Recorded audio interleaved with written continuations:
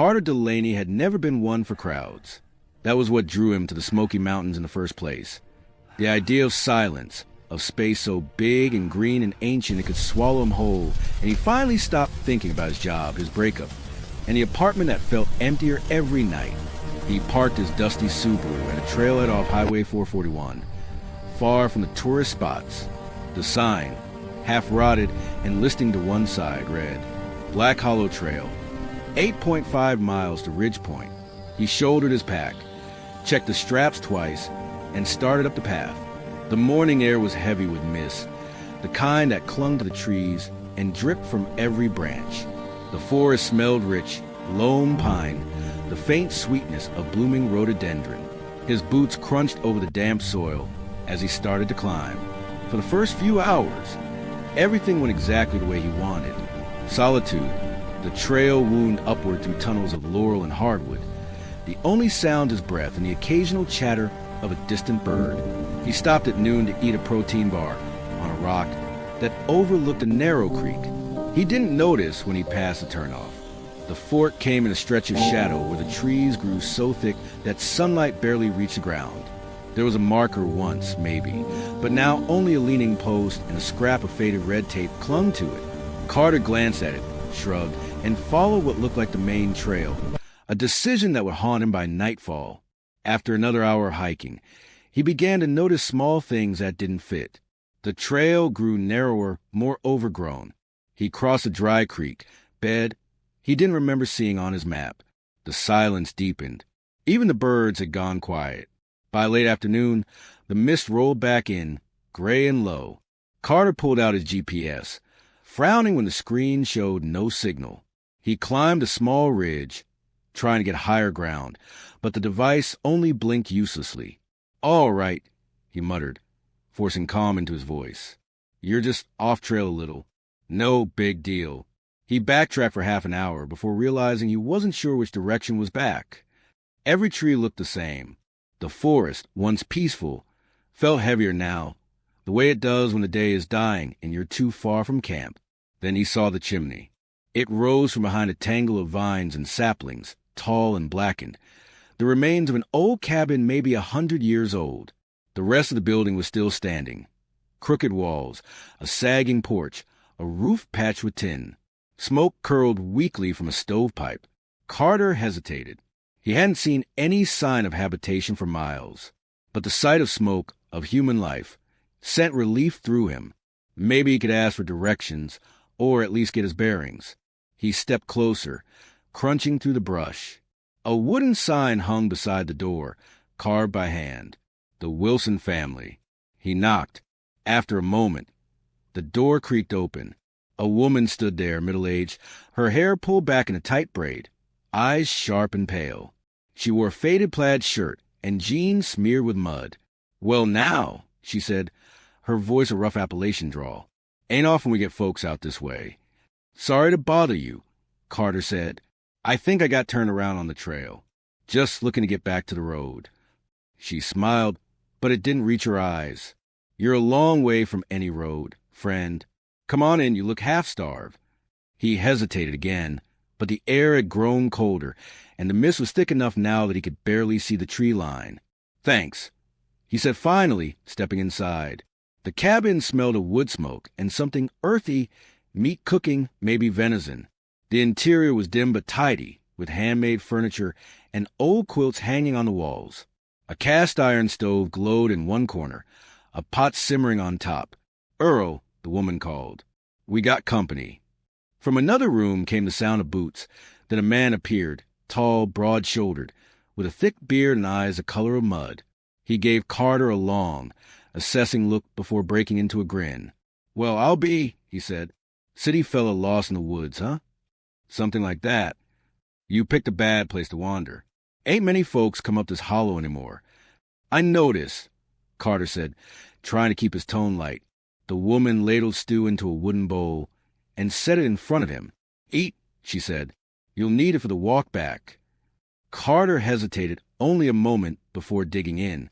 The stew was rich and thick, potatoes, carrots, and some kind of meat that tasted stronger than beef, but not unpleasant. He realized he was starving.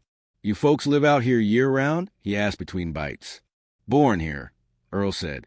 This land's been in our family since before the park came. That's impressive, Carter said, forcing a smile. Not many people could live this far off-grid. Earl chuckled. We like our peace and quiet. Don't much care for strangers poking around. Carter laughed nervously, unsure if that was a joke. I get it. I'll head out as soon as the fog lifts. Fog's bad this time of year, the woman said. Best you stay the night. We got a spare cot in the back room. Carter hesitated. Every instinct told him to politely decline, but the window outside was a wall of gray, and the air was damp with chill. His phone still showed no signal. Thank you, he said finally. That night, the forest seemed to press in on the cabin. Carter lay on the cot, staring at the ceiling beams, listening to the muffled murmur of voices from the next room. He couldn't make out the words, only the rhythm, low, deliberate, like they were arguing but trying not to wake him. He rolled over, uneasy. Something about the place felt wrong. The furniture was too old, the windows too grimy to see through. He thought about the stew and the strange texture of the meat. Stop it, he told himself. You're just paranoid. They helped you. But then he heard a different sound. A creak, the soft click of a door latch. Footsteps, slow and deliberate, crossing the floor toward his room. Carter's breath caught. Through the crack beneath the door, he saw a shadow pause outside. The handle turned slightly, stopped, then turned again. He sat up, every muscle tensed. The door opened a few inches, and a sliver of light fell across the floor. A face peered in. A young man this time, maybe 20, with greasy blonde hair and eyes that glittered strangely in the lamplight. When he saw Carter looking back, he smiled. Can't sleep? The man whispered. Carter swallowed. Just getting used to the bed. The man's grin widened. Don't worry. Won't be long now. Then he shut the door and walked away. Carter didn't sleep after that. He waited until the cabin grew quiet, then eased out of bed. His pack still hung on a peg by the door, and he moved as silently as he could to grab it. The floorboards creaked under his weight. He was halfway to the front door when he noticed something near the hearth, a small pile of bones beside the stove, white and clean. Too small for deer, too human. His stomach turned. He reached for the latch and froze as he heard boots behind him. Going somewhere? Earl's voice rumbled. Carter turned slowly. Earl stood in the doorway, holding a hunting rifle. His expression was calm, almost regretful. Now, I know what you're thinking, Earl said, but you stumbled in where you don't belong. Look, I don't want any trouble, Carter said, his heart hammering. I'll just go. Forget I was ever here. Earl sighed. Can't do that. You've seen too much. The woman appeared beside him, holding a length of rope. Best if you sit back down, son. Carter ran. He barreled through the front door and into the fog, branches whipping his face. Behind him came shouting, the slam of boots, the crack of a rifle. A bullet tore through the trees inches from his head. He didn't know where he was going, just away, downhill, toward what he hoped was the direction of the trail. The mist turned the forest into a blur of gray shapes and shadows. Then his foot caught on a root, and he went sprawling. The world spun. Something heavy slammed into the back of his head, and the forest went dark. When Carter woke, his wrists were bound. He was lying on a dirt floor in what looked like a cellar. Stone walls, no windows, only the smell of damp earth and decay. His head throbbed. He tried to move, but his ankles were tied too. Somewhere above him, he heard footsteps and the murmur of voices. The meat's still good, Earl said. We'll finish cleaning him by morning. Carter's stomach twisted as panic clawed its way up his throat. He struggled against the ropes, but they only bit deeper. Then the trapdoor above him creaked open, and light spilled down. Earl's face appeared, shadowed and impassive. Time to get ready, friend, he said softly. You won't feel much. Carter's pulse thundered in his ears. He twisted against the ropes again, ignoring the sting as fibers dug into his wrists. The cellar smelled of rot, and something worse, sweet, metallic. The kind of smell that didn't belong to an animal. He shifted, and his shoulder brushed something cold. He turned his head toward it and froze. In the corner of the cellar lay a pile of bones, not just one skeleton, but many, pale shapes stacked like firewood, a few still with scraps of cloth clinging to them. A human skull looked back at him through the half-light, its mouth stretched in a silent scream. Bile rose in his throat. He fought it down. Panicking would get him nowhere. Above him, boards creaked. Voices moved closer. "So we'd wait till morning," came the woman's voice. "Ain't no sense rushing it. He ain't gonna stay still that long," Earl replied. "Best we finish while he's quiet." Carter's breath came shallow and fast. He scanned the cellar for anything he could use. The ropes were thick, but they'd been tied hastily. He twisted his wrists hard, scraping skin against the rough hemp. Minutes passed. The voices drifted away again. Carter kept pulling until pain flared through his hands. Something gave a small slip of the knot. He froze, listening. No footsteps above. He pulled again, harder this time.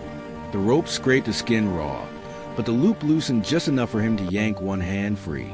His wrist burned, blood slicking the rope. Come on," he muttered, working the other. It came loose faster, and he ripped it off, then bent to untie his ankles. Every creak of the floorboards overhead made him flinch. When he was free, he crawled toward the far wall. There was a small window, just a vent really, covered with rusted wire. Too small for a grown man, but maybe he could widen it. He picked up a loose bone, long and heavy, a femur maybe, and started prying at the nails. Metal squealed softly. He froze. No movement above. He pried again. One nail popped free, then another. The wire came loose on one side, and he pushed it out just enough to squeeze an arm through. Cold night air hit his skin. Then the trapdoor creaked. "Carter," Earl's voice boomed down. "You awake, boy?" Carter jerked his arm back, pressed himself against the wall. He saw the glow of a lantern above, the edge of Earl's shadow. "I know you're up," Earl said. "Ain't no use hiding. Come on now, make it easy." Carter said nothing, barely breathing. The trapdoor opened wider. Earl's boots appeared on the ladder. Carter lunged. He grabbed the heavy bone and swung with everything he had. The femur cracked against Earl's leg. The big man roared, half falling off the ladder. Carter swung again, hitting his shoulder this time. Earl dropped the lantern. It shattered, spilling oil and flame across the dirt. Fire crawled outward in thin orange lines. Earl cursed, scrambling to his feet, but Carter was already moving. He shoved himself toward the window and kicked out the rest of the wire. The hole tore wider, barely enough. He wriggled through, the edges scraping his shoulders, and dropped into the cold night. Behind him, he heard shouting. The woman screamed his name. The firelight flickered through the cracks in the cabin wall. Carter ran. The forest swallowed him again. Trees black against the fog, branches clawing at his clothes. He had no flashlight, no map, just a pale blur of moonlight above. He stumbled down a slope, slipped on wet leaves, caught himself in a root. Somewhere behind him came the sharp crack of a rifle. Bark exploded from a nearby trunk. They were hunting him. He veered left, plunging into thicker underbrush. The forest floor was uneven, tangled with roots. He could hear them shouting to each other. Earl's deep voice, the younger man's wild laughter echoing through the trees. "Find him. Don't let him get to the ridge." Carter's lungs burned. His arms and legs were streaked with mud and blood. The air stank of smoke. The cabin must have caught from the spilled lantern. Good, he thought grimly. Let it burn. He ran until his legs gave out. Collapsing near a fallen log, he lay there, gasping, trying to listen over the thudding of his heart. The forest had gone quiet again. Then a twig snapped behind him. He froze. Through the fog, a shape moved, tall, broad, carrying a rifle. Earl. Carter pressed himself flat against a log. He could see the man's boots now, the faint glow of the rifle's barrel in the moonlight. Earl stopped, sniffed the air. "You can't hide forever, boy," he said softly. "Ain't nobody coming for you out here." Carter's hand brushed something cold and metallic in the leaves beside him. A broken piece of fence wire, maybe. He gripped it tight. Earl took another step. Carter sprang up and swung the wire hard. It slashed across Earl's face. The man bellowed, clutching his eye. Carter ducked and ran again. He didn't look back. An hour later, maybe 2, he stumbled into a clearing. The fog had thinned just enough to see the outline of a wooden bridge crossing a narrow ravine. Beyond it, the faint orange glow of dawn was beginning to touch the sky. He forced himself onto the bridge, gripping the rails for balance. The wood creaked under his weight. He was halfway across when a voice rang out behind him. "Stop." He turned. The younger man stood at the far edge, the blond one who'd smiled through the door that night. He held a hunting knife, grinning like this was all a game. "Didn't Pa tell you?" the young man said. "Ain't no leaving the hollow." Carter backed up, heart hammering. The drop below was at least 30 feet. A dry creek bed lined with rocks. "Don't do this," he said. "You don't have to." The boy stepped closer. "We all gotta eat." Carter waited until he was 3 steps away, then swung one boot against the side rail. The wood gave way with a splintering crack. The boy stumbled, knife flashing. Carter threw himself sideways, tackling him. They both went down hard on the bridge. The knife skittered away. Carter scrambled to grab it, but the boy lunged, slamming into him. The bridge shuddered beneath them. "Should have stayed in that cellar," the boy hissed, spitting blood. Carter twisted, got a hand on the knife, and drove his elbow into the boy's jaw. He rolled, slashing upward. The blade caught the boy's arm. He screamed, clutching the wound. The wood beneath them groaned, then snapped. The bridge gave out and they fell. Carter hit the creek bed hard, pain exploding through his shoulder. He rolled onto his back, gasping. Above, the boy hung from a broken plank, legs kicking. "Help me," he screamed. Carter stared up at him, chest heaving. For a heartbeat, he thought about reaching up, but the sound of Earl shouting in the distance made the decision for him. He turned and limped away, leaving the boy's cries to fade behind him. By mid-morning, the forest began to change. The trees thinned, sunlight breaking through. He found what looked like an old ranger trail, overgrown but still visible. He followed it, staggering. His throat was dry, his vision blurring. Every sound made him flinch. Then voices, real voices. He froze, straining to listen. Laughter, the clink of hiking poles. "Hello," he croaked, stumbling forward. "Hey, over here." 3 figures emerged from the trees, a pair of men and a woman, all in bright jackets and backpacks. Their faces went from confusion to alarm in an instant. "Holy hell! Dude, are you okay?" one of them said, running forward. Carter nearly collapsed. There's people back that way," he pointed shakily. "Cabin. They tried to—" Hey, slow down," the woman said, catching his arm. "You're safe, okay? We'll call for help." One of the men pulled out a radio. "Ranger station. This is Group 2 on the East Ridge. We got an injured hiker. Repeat, injured hiker. Possible crime scene in the hollow." Carter sank to his knees. For the first time in what felt like forever, he let himself believe he might survive. Behind them, somewhere deep in the fog, a single rifle shot cracked through the air. The hikers froze. "Go," Carter gasped. "Please, just go." They hurried him up the trail, moving fast. The forest seemed to close behind them, erasing the hollow as if it had never been there. Hours later, as park rangers carried Carter to a waiting ambulance, he glanced back toward the ridgeline. Smoke still curled faintly above the trees. They would search, of course. They'd find the burned remains of the cabin, maybe some bones. Maybe not, but in his gut, Carter knew Earl was still out there, watching, waiting for the next lost soul to wander too far down the wrong trail. Carter woke to the steady beep of a heart monitor. For a moment he thought he was still in the cabin cellar, the sound some trick of his terrified mind. Then the antiseptic smell hit him and fluorescent light flooded his eyes. A nurse was checking the 4-line in his arm. "You're at St. Mary's Hospital in Gatlinburg," she said softly. "You've been here 2 days. Rangers found you hypothermic and dehydrated, but you're going to be fine." Fine. The word felt foreign. When she left, Carter stared at the blank ceiling tiles. Every time he closed his eyes, he saw fog and fire and the glint of a rifle barrel. Sleep came only in bursts, each one ending with the echo of a gunshot. Detective Marla Jensen arrived that afternoon. She was middle-aged, steady-eyed, wearing a windbreaker with the Park Service badge stitched to the shoulder. "You're lucky," she said, flipping open a notebook. "That storm hit right after the hikers called us in. If they'd been 10 minutes later, we'd be planning a recovery instead of an interview." Carter nodded, voice rough. "Did you find them? The Wilsons?" Jensen's expression didn't change. "We found what's left of a structure. Looked like it burned years ago. So bad the timbers crumbled when we touched them. No fresh remains, no footprints. Just ash." "That can't be right," he said. "I saw them. They tied me up. They were alive."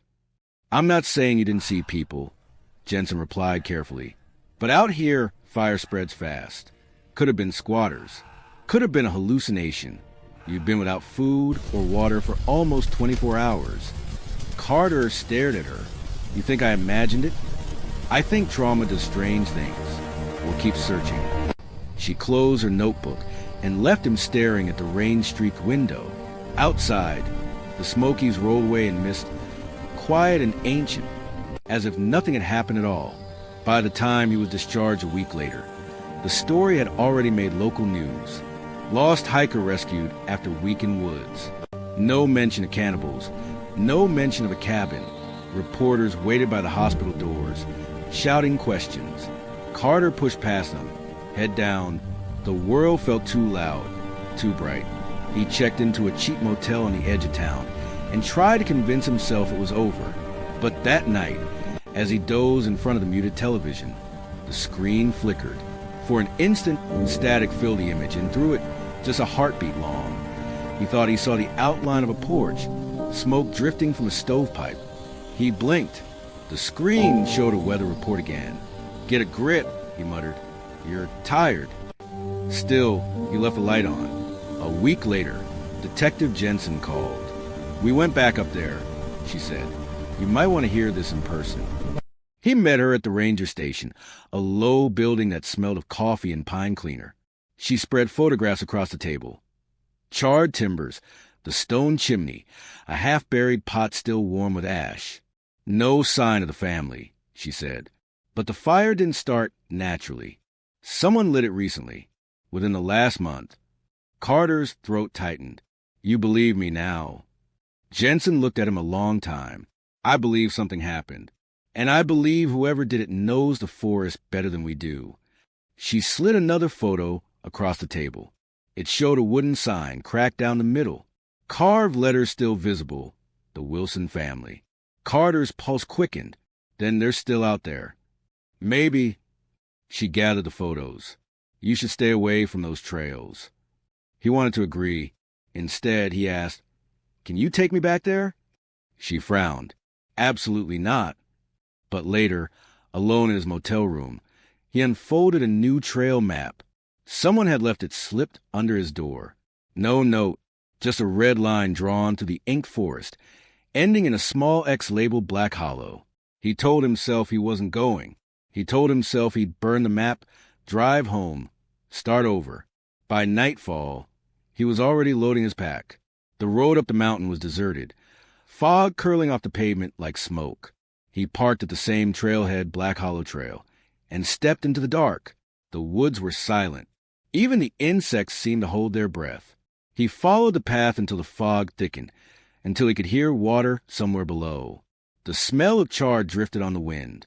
When he rounded the bend, the clearing was there, the burned-out foundation, the chimney leaning like a gravestone. He knelt beside the ashes, fingers brushing cold stone. "It's over," he whispered. "You can't hurt anyone anymore." A twig snapped behind him. He turned. Nothing but mist. Then another sound, a faint tapping rhythmic, like a nail against wood. He spun toward the chimney. From inside the blackened hearth came a slow creak, and something shifted. A square of soot-covered wood, hidden door, cellar hatch, pushed outward an inch. Carter stepped back, every instinct screaming at him to run. The tapping stopped. Silence swallowed the clearing. He forced a breath. "Who's there?" The answer came as a whisper from the dark below. "Welcome back, friend." A scream tore through the trees, echoing up the hollow. By the time rangers arrived at dawn, the clearing was empty again. Only the half-collapsed chimney, the footprints leading in, and a single trail map pinned to the doorframe with a rusted knife. The red line ended at the X. Underneath, scrawled in ash-gray letters, "We all gotta eat." 2 weeks after Carter Delaney vanished for the second time, the Smokies were quiet again. Tourists hiked the lower trails. The ranger trucks rolled their usual patrols, and only the locals whispered about Black Hollow, the place that ate people. Officially, the search was closed. Unofficially, Detective Marla Jensen couldn't let it go. She stood at the trailhead before dawn, mist rising off the asphalt. Her partner, rookie ranger Caleb Shaw, was checking their gear. "Command says there's nothing to find," he muttered. "You really think he's still up there?" Jensen looked at the treeline. The fog hung thick, unmoving. "I don't think he left." They followed the same route Carter had taken. The forest grew heavier the deeper they went, old trees pressing close. The air damp and still. No birds. No wind. Halfway up the ridge, Caleb paused. "Smell that?" Smoke, faint but unmistakable. They pushed on until the trees opened to the clearing. The burned-out cabin was there again, only this time, impossibly, it looked almost rebuilt. The roof patched with fresh wood, the porch standing straight. A new sign over the doorway, carved clean. "The Wilson family, welcome." Jensen felt her stomach turn. That wasn't here last time. Caleb swallowed. This was new. Weeks old, tops. She took a step closer. The air grew warmer, carrying a faint scent of stew and pine smoke. Through the cracked window, lamplight flickered. "Hello," she called. "Park rangers. Anyone inside?" No answer, only the soft hum of something. Maybe a generator, deep in the floorboards. She motioned for Caleb to circle left while she covered the door. The knob turned easily beneath her hand. Inside, the cabin looked clean. Too clean. No soot, no dust. The table was set for 3. Steam curled from a pot on the stove. And on the mantel hung a photograph in a handmade frame. Carter Delaney, smiling uncertainly, standing in front of a half-finished cabin. Jensen's breath caught. "Oh, God!" Behind her, a floorboard creaked. She spun, but it was only Caleb, pale and shaking. "Detective," he whispered, "there's footprints outside. Fresh ones. They just stop." Before she could answer, a voice drifted from the hallway. A man's voice, deep and calm. "Y'all lost." Earl Wilson stepped into the lamplight. His beard was shorter now, his eyes clearer, but Jensen recognized him from Carter's description immediately. Caleb raised a sidearm. "Hands where I can see 'em." Earl smiled slowly. "Ain't no need for that, son. You're guests." Something moved behind him. 2 more figures. The woman, hair braided tight, and a young man with a faint white scar across his arm. Jensen's pulse slammed. "You're under arrest. Step forward now." Earl tilted his head. "You sure you know where you are, ma'am?" The floor trembled beneath their feet. A low rumble rolled through the cabin, like the earth itself exhaling. Lamps flickered, then flared bright. Jensen grabbed Caleb's arm. "Out now!" They stumbled onto the porch, but the forest had changed. The clearing was smaller, the trees crowding closer. Fog poured between the trunks like liquid. Somewhere behind them, the cabin door slammed shut. Caleb turned, cursing, pulling at the knob. It wouldn't move. Then from inside came music, an old fiddle tune, slow and crooked. Jensen backed away. "We're leaving," radioed the station. Caleb lifted his mic. "Base, this is Shaw. We need backup at..." The signal hissed, then went dead. Out of the fog, a voice whispered, "Stay for supper." Shapes moved between the trees, dark silhouettes circling them. For a split second, Jensen thought she saw Carter among them, eyes blank, face calm, a knife hanging at his side. Caleb fired a warning shot. The echo vanished into the mist. When the smoke cleared, the clearing was empty again. Detective? Caleb's voice trembled. Where'd they? The ground gave way. The earth beneath him split like a mouth opening. He fell with a cry that cut off as quickly as it began. Jensen lunged forward, grabbing at nothing but dirt and roots. The hole sealed over, silent. The music stopped. Only the wind remained. When the rescue team arrived hours later, they found Jensen kneeling in the ashes of an old foundation. No cabin, no footprints. Just a rusted pot and a sign half buried in dirt. Welcome home, it read. Jensen never spoke about what she saw. But months later, hikers reported new carvings on the trees near Black Hollow. Crude letters burned deep into the bark. 2 weeks after Carter Delaney vanished for the second time, the Smokies were quiet again. Tourists hiked the lower trails. The ranger trucks rolled their usual patrols. And only the locals whispered about Black Hollow, the place that ate people. Officially, the search was closed. Unofficially, Detective Marla Jensen couldn't let it go. She stood at the trailhead before dawn, mist rising off the asphalt. Her partner, rookie ranger Caleb Shaw, was checking their gear. Command says there's nothing to find, he muttered. You really think he's still up there? Jensen looked at the tree line. The fog hung thick, unmoving. I don't think he left. They followed the same route Carter had taken. The forest grew heavier the deeper they went. Old trees pressing close. The air damp and still. No birds. No wind. Halfway up the ridge, Caleb paused. Smell that? Smoke. Faint but unmistakable. They pushed on until the trees opened to the clearing. The burned-out cabin was there again, only this time, impossibly, it looked almost rebuilt. The roof patched with fresh wood, the porch standing straight. A new sign over the doorway, carved clean. The Wilson family, welcome.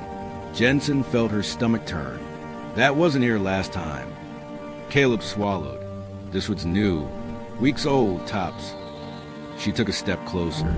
The air grew warmer, carrying the faint scent of stew and pine smoke. Through the cracked window, lamplight flickered. Hello, she called. Park rangers. Anyone inside? No answer. Only the soft hum of something. Maybe a generator. Deep in the floorboards. She motioned for Caleb to circle left while she covered the door. The knob turned easily beneath her hand. Inside, the cabin looked clean. Too clean. No soot, no dust. The table was set for 3. Steam curled from a pot on the stove.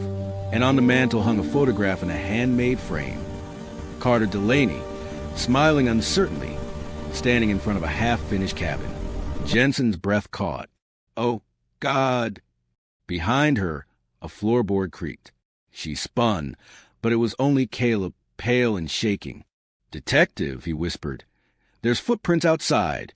Fresh ones. They just stop. Before she could answer, a voice drifted from the hallway. A man's voice, deep and calm.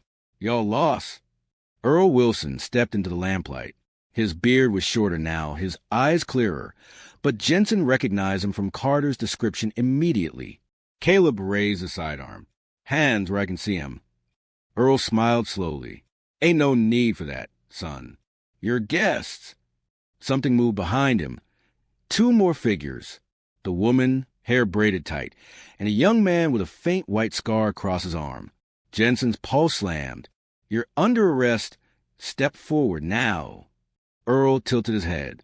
You sure you know where you are, ma'am? The floor trembled beneath their feet. A low rumble rolled to the cabin, like the earth itself exhaling. Lamps flickered, then flared bright. Jensen grabbed Caleb's arm. Out now! They stumbled onto the porch, but the forest had changed. The clearing was smaller, the trees crowding closer. Fog poured between the trunks like liquid. Somewhere behind them, the cabin door slammed shut. Caleb turned, cursing, pulling at the knob. It wouldn't move. Then, from inside, came music, an old fiddle tune, slow and crooked. Jensen backed away. We're leaving, radio the station. Caleb lifted his mic. Base, this is Shaw. We need backup at... The signal hissed, then went dead. Out of the fog, a voice whispered, Stay for supper. Shapes moved between the trees, dark silhouettes circling them. For a split second, Jensen thought she saw Carter among them, eyes blank, face calm, a knife hanging at his side. Caleb fired a warning shot. The echo vanished into the mist. When the smoke cleared, the clearing was empty again. "Detective?" Caleb's voice trembled. "Where'd they?" The ground gave way. The earth beneath him split like a mouth opening. He fell with a cry that cut off as quickly as it began. Jensen lunged forward, grabbing at nothing but dirt and roots.